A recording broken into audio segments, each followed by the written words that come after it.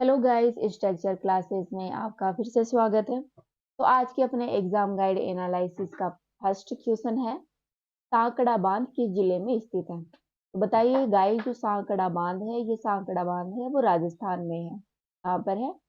ये राजस्थान में स्थित है। राजस्थान का एक जिला है अलवर। अलवर में लोकेटेड ये एक महत्वपूर्ण बांध है। नेक्स्ट क्वेश्चन है, निम्नलिखित में से कौन लॉर्ड कर्नवालिस के न्याय से संबंधित सुधारों में उसका सलाहकार था। तो गाइस, जब कर्नवालिस ने न्याय सुधार किए थे भारत में, तो उनके सलाहकार का नाम क्या था? उनके सलाहकार का नाम था सर विलियम जोन्स। ठीक है, सर विलियम जोन्स। अपन यहाँ पर चर्चा करेंगे लॉर्ड कर्नवालिस के बारे में कि इन्होंने भारत में क्या कुछ किया, क्या कुछ सुधार किए उनके बारे में। तो सबसे पहले तो ध्यान रखना, इनका टाइम पीरियड रहा था 1785 से 1793 के आसपास। ठीक है दोस्तों, लॉर्ड कर्नवालिस का जब शासन था भारत में, जब ये गवर्नर थे, उस दौरान बनारस में एक संस्कृत विद्यालय की स्थापना की गई थी, जो कि भारत का स्थापित पहला संस्कृत महाविद्यालय था। ठीक है, जिसकी स्थापना की थी जोनाथन डंकन ने। ध्यान रखना, ये पूछ लिया जाता है कि भारत का पहला संस्कृत महाविद्यालय कौन सा है। तो वो है बनारस में स्थापित संस्कृत महाविद्यालय, जिसकी स्थापना जोनाथन डंकन ने की थी। दोस्तों, कर्नवालिस ने न्यायिक सुधार, प्रशासनिक सुधार, पुलिस फोर्स में सुधार आदि बहुत सारे सुधार किए थे। तो पहले देखते हैं कि उन्होंने भू राजस्व संबंधी क्या सुधार किए थे। तो 1790 ईस्वी में 10 वर्षीय ठेका प्रणाली की शुरुआत है वो किसने शुरू की थी? कर्नवालिस ने। 10 वर्षीय ठेका प्रणाली में पुराने जमींदारों को ठेके दिए जाते थे। एग्जाम्पल के लिए, वर्तमान में किसी व्यक्ति को ठेका दे दिया जाता है जमीन बोने के लिए कि तुम इतना जो भी उत्पादन करते हो उसमें थोड़ा बहुत तुम रख लेना, थोड़ा हमें दे देना। तो ये ठेके पे देने के लिए होता है, मतलब एग्जैक्टली मतलब जो भी टारगेट दिया जाता है उसके उसी दौरान उसको जो टारगेट है वो पूरा करना होता है। 1793 ईस्वी में 10 वर्षीय ठेका प्रणाली को गाइस स्थायी कर दिया गया, जिसके कारण इसका नाम स्थायी बंदोबस्त भी रखा गया। ठीक है, तो 10 वर्षीय प्रणाली है वही बाद में स्थायी बंदोबस्त के रूप में सामने आई। 10 वर्षीय ठेका प्रणाली का प्रारूप है वो जॉन सोर ने तैयार किया था। पूछ लिया जाता है ये एग्जाम में कि 10 वर्षीय ठेका प्रणाली अर्थात स्थायी बंदोबस्ती जो कृषि क्षेत्र में जो प्रणाली थी, इसके प्रारूप, इसके निर्माता कौन है? तो वो थे जॉन शोर। इसलिए इस 10 वर्षीय प्रणाली को जॉन शोर के नाम से, जॉन शोर सेर व्यवस्था के नाम से भी जाना जाता है। आगे बात करें तो 10 वर्षीय ठेका प्रणाली के तहत गाइस राजस्व का 10/11 हिस्सा कंपनी को दिया जाता था। वहीं 1/11 हिस्सा है वो जमींदार अपने पास रखता था। 10 वर्षीय ठेका प्रणाली में ब्रिटिश भारत के 19% क्षेत्रों में लागू होती थी। ठीक है, कितने में? ब्रिटिश भारत का जो ये अपना 19% क्षेत्र था इंडिया, वहां पर ये लागू हुई थी। मुख्य रूप से यह प्रणाली अपने संपूर्ण बंगाल क्षेत्र में, उस दौरान का जो बंगाल था वहां पर, उत्तरी कर्नाटक और बनारस इस क्षेत्र में ये लागू की गई थी स्थायी बंदोबस्त प्रणाली। पूछ लिया जाता है एग्जाम में कि स्थायी बंदोबस्त प्रणाली कहाँ कहाँ पर लागू थी, कौन से क्षेत्र हैं? तो वो है अपना बंगाल, उत्तरी कर्नाटक और बनारस क्षेत्र। ठीक है, स्थायी बंदोबस्त व्यवस्था से ईस्ट इंडिया कंपनी को बहुत सारे लाभ हुए। एग्जाम्पल के लिए, इससे ईस्ट इंडिया कंपनी के समय और धन में, मनी और जो टाइम है उसमें अच्छी खासी बचत हुई। ईस्ट इंडिया कंपनी की कार्य कुशलता में वृद्धि हुई, क्योंकि राजस्व विभाग के कर्मचारियों को अब अन्य विभागों से मेल लाया जा सकता था। इसके अलावा इस स्थायी बंदोबस्त प्रणाली से ईस्ट इंडिया की कंपनी है वो आय निश्चित हो गई, उसकी जो भी इनकम वगैरह होती थी वो फिक्स हो गई। अब उनके अनुसार ईस्ट इंडिया कंपनी भविष्य की योजना आसानी से बना सकती थी। और साथ ही जमींदारों के रूप में अंग्रेजों के प्रति एक स्वामी भक्त वर्ग है वो निकल कर आया, लॉयल्टी क्लास है वो निकल के आई। मतलब जमींदार है वो अंग्रेजों के प्रति उनके भक्त बन गए, उनके जो कहे अनुसार काम करने लगे। राइट, स्थायी बंदोबस्त में ईस्ट इंडिया कंपनी को तत्कालिक लाभ हुआ, लेकिन दीर्घकालिक रूप से इसको हानि हुई। ठीक है, तात्कालिक लाभ हुआ क्योंकि जो 10/11 प्रणाली है वो कंपनी के द्वारा लिया जाता था और वो डिसाइड कर दिया जाता था कि इतना तो लेना ही लेना है। राइट, तो शॉर्ट टर्म के लाभ हुआ और दीर्घकालीन के लिए, लॉन्ग टर्म के लिए इनको हानि हुई। हानि क्यों हुई? क्योंकि ईस्ट इंडिया कंपनी है वो अपना राजस्व नहीं बढ़ा सकी। इसलिए बाद में दक्षिणी राज्यों में रैयतवाड़ी व्यवस्था और उत्तर भारत में महलवाड़ी व्यवस्था है वो लागू की गई। ठीक है, तो भारत में जो रैयतवाड़ी व्यवस्था और जो महलवाड़ी व्यवस्था थी वो स्थायी बंदोबस्त प्रणाली के असफल होने का परिणाम थी। राइट, इस स्थायी बंदोबस्त प्रणाली की कमियों के बारे में चर्चा की जाए तो जमींदारों को भूमि का मालिक बना दिया गया, जिससे किसान भाई थे गाइस वो अपने मजदूर बन गए, उनकी खेती में ही उनके खेत में वो मजदूर के रूप में काम करने लगे। प्रारंभ में ईस्ट इंडिया कंपनी द्वारा भू राजस्व अधिक निश्चित किया गया था, इसलिए किसानों का शोषण है वो भी अच्छे खासे से होने लगा था, जिससे किसानों की आजीविका समाप्त होने लगी थी और वो अच्छे खासे गरीब होने लगे थे। जमींदारों द्वारा समय समय पर राजस्व बढ़ा दिया जाता था, इसलिए किसानों की हालत गाइस वो दयनीय होती जा रही थी। जमींदार अपनी मनमर्जी से इनसे वसूल कर है वो वसूल करने लगे थे। जमींदारों ने कृषि में कोई सुधार नहीं किया, लेकिन किसानों का शोषण जारी रखा।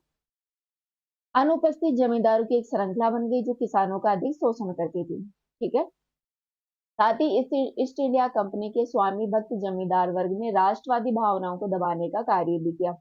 आरंभ में जमींदारों को इससे हानि भी थी, लेकिन बाद में जमींदारों को इससे फायदा हुआ। जमींदार पर सूर्यास्त का नियम भी लागू होता है। यदि कोई जमींदार समय पर भू राजस्व जमा नहीं कराता तो उसकी जमींदारी छीन ली जाती थी।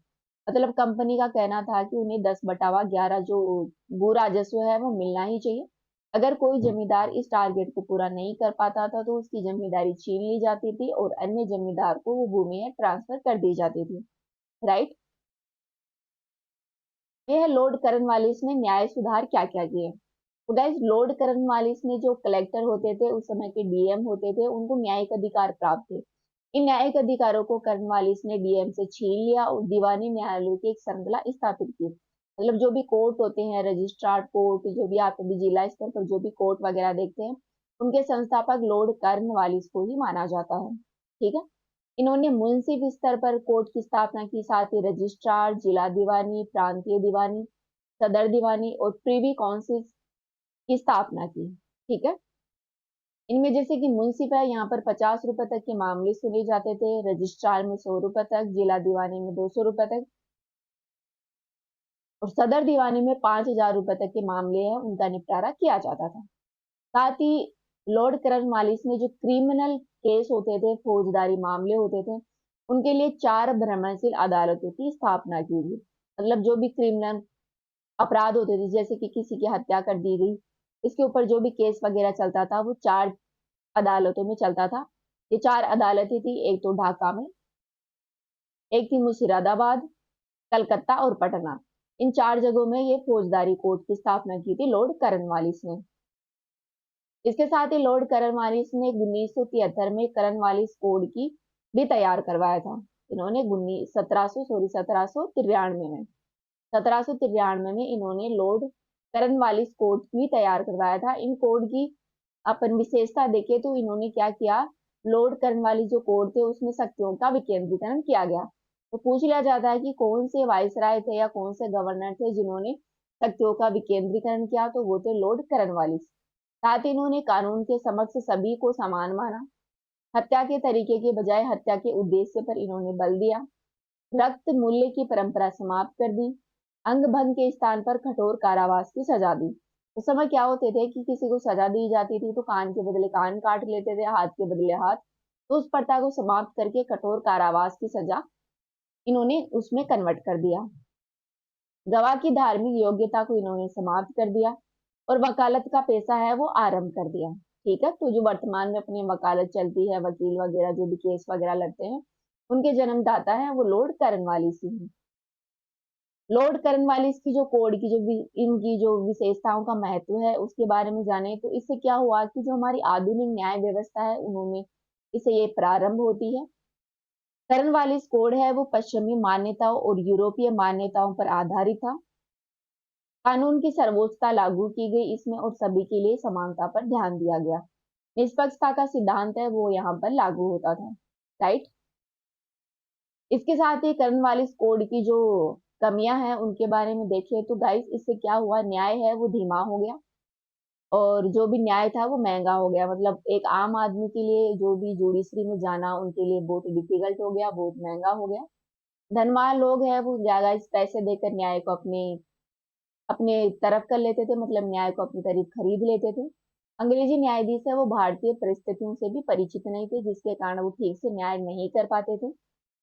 कानून अधिक जटिल थे जिससे भारतीय उनको समझ नहीं पाते थे और जो लोग जो पंचायतों का जातीय पंचायतें थे उनका सहारा लेने लगे थे। ठीक है, तो जातीय पंचायतों का प्रचलन है वो इस दौरान बढ़ने लगा। साथ ही करण वालिस ने प्रशासनिक सेवा में भी बहुत सारा योगदान दिया था, एडमिनिस्ट्रेटिव सर्विस में।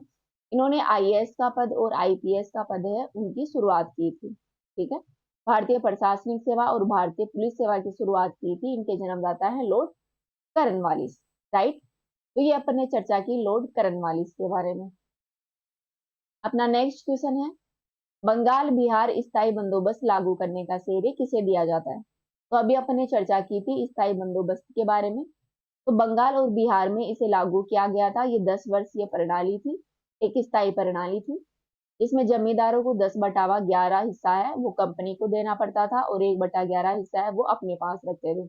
इसकी शुरुआत की थी लॉर्ड कर्नवालिस ने। ठीक है, ये मुख्य रूप से बंगाल, बिहार, बनारस, उत्तर भारत, उत्तरी कर्नाटक आदि क्षेत्रों में यह प्रणाली लागू थी। अगला क्वेश्चन है, निम्न में से सर्वाधिक दूध देने वाली बकरी कौन सी है?